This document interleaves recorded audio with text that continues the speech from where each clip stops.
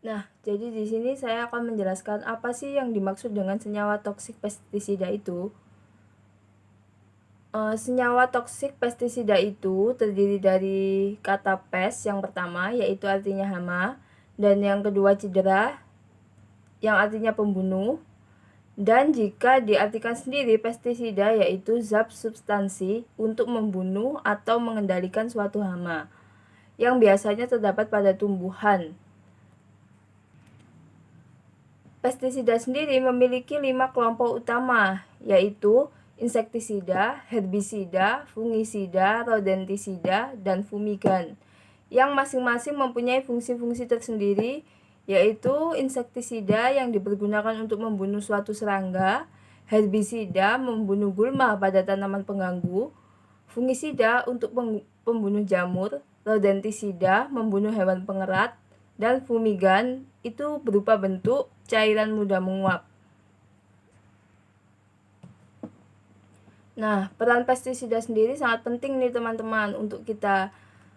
Selain untuk perlindungan dari tanaman, pengawetan untuk kayu atau hasil hutan, pengendalian faktor penyakit, dan pengendalian rayap. Jadi, untuk teman-teman yang mulai berkebun atau mulai bercocok tanam, itu sangat disarankan untuk penggunaan pestisida sebagai perlindungan atas tanaman kalian masing-masing.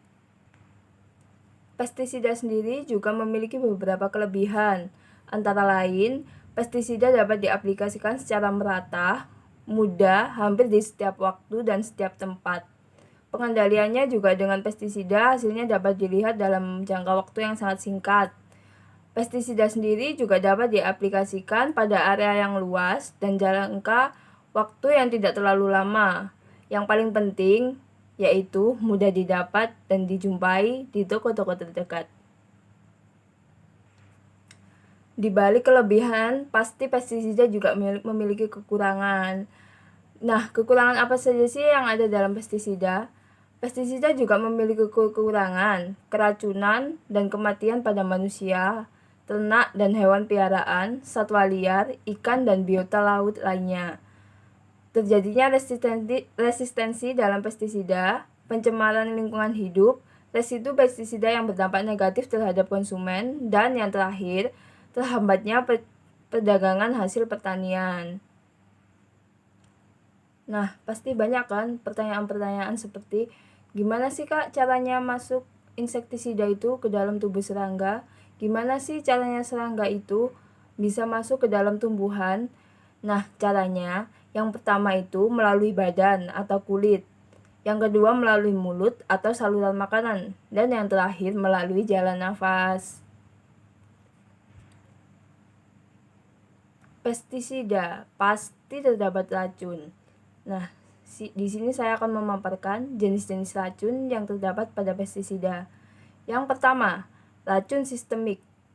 Nah, racun ini diserap melalui sistem organisme, misalnya melalui akar,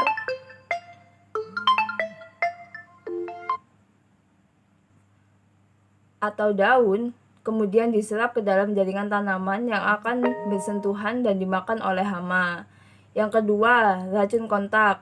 Langsung dapat menyerap melalui kulit pada saat pemberian insektisida.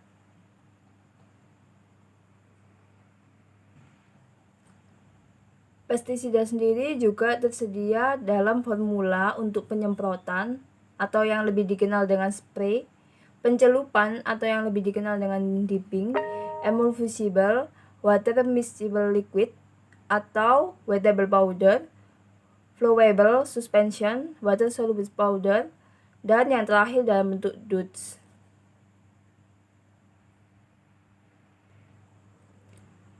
Cara kerja racun dalam pestisida yaitu 1. Racun sel umum, misalnya logam berat.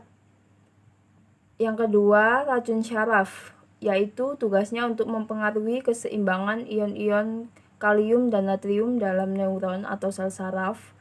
Dan yang ketiga, racun lain misalnya dapat merusak mitokondria. Berikut macam-macam golongan pestisida. Yang pertama, golongan organoklor. Yang kedua, pestisida golongan organofosfat. Yang ketiga, pestisida golongan karbamat. Dan yang keempat, pestisida golongan senyawa atau dipridil.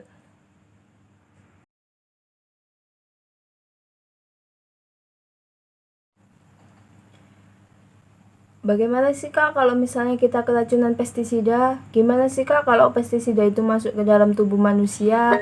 Gimana sih Kak kalau pestisida itu mengenai hewan-hewan ternak kita? Nah, jadi gini teman-teman.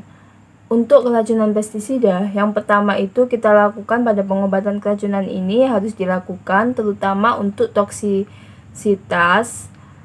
Bila dilakukan terlambat, itu dapat menyebabkan kematian pada setiap individu.